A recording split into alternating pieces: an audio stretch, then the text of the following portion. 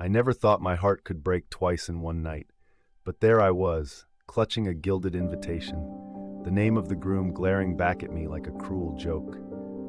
The love of my life was getting married, and I wasn't the bride. We met at a work conference, a whirlwind of stolen glances and late-night conversations, each moment building into an irresistible force that neither of us could deny.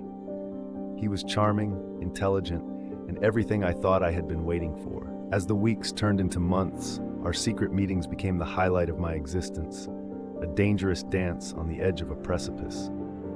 Little did I realize that the cliff I stood on was of my own making. Our affair was a carefully curated illusion of passion, underpinned by whispered promises of a future that never materialized. I was drawn to him like a moth to a flame, consumed by a love that I believed was real. Each time he would leave with a lingering kiss, I would count the hours until we could be together again. But the shadows of doubt began to creep in, whispers of another life he was living parallel to ours. It wasn't until that damned invitation arrived that I realized the full extent of the deception. He wasn't just living a double life. He was building a future with someone else, the very life he had promised me.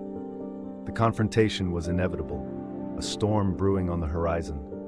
I demanded answers, my voice shaking with a mix of rage and despair. He admitted to it all, his eyes pleading for understanding. He claimed he loved me, but felt trapped by obligations he couldn't escape. The whole charade was a tangled web of half-truths and cowardice, leaving me questioning every moment we shared. In that instant, the realization hit me like a tidal wave. I had been living in denial, ignoring all the red flags because I was too afraid to face the truth. The man I loved was a fantasy, and I had allowed myself to be swept away by it. As I watched him walk away for the final time, a strange calm settled over me. The internal conflict that had raged within me was finally at peace. I had lost him, but in the process, I had found myself. The wedding invitation, once a symbol of betrayal, now served as a reminder of my own resilience. I wasn't the bride, but I was no longer the fool either. The love of my life may have been a lie, but the lesson it taught me was brutally real.